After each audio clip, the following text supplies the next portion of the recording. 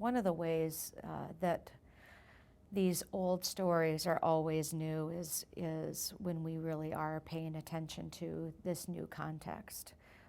I like to think of when we interpret biblical texts that we're not simply getting at a meaning, but that we're trying to find the meaning of the text, but we're trying to find the meaning of the text for this time and this place and these people. And I think if that is kept in mind, then that will enable a fresh hearing of an old story. I think another way to make these stories come alive in a way is to think about how, sort of challenge maybe some of the old interpretations, or to say, well, you thought it was this, but what do you think this story means?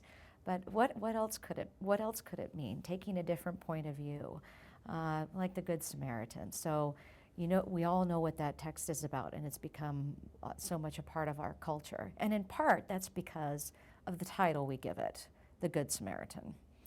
And so we're looking for how the Samaritan is good, even though the word good is never used in the text.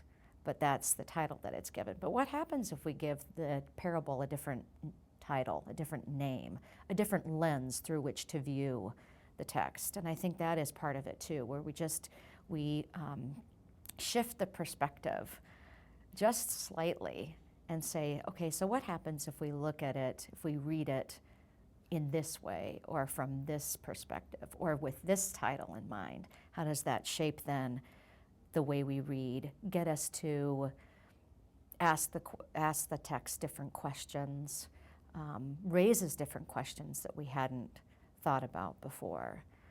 I think also that we are careful not to perpetuate sort of insider language, that we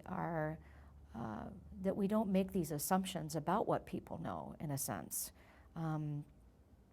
and that we really grapple with how to think about how these passages are recontextualized in this hearing or in this moment, and that we think about how the details of the text, how the language of the text can be relanguaged, recontextualized for this moment.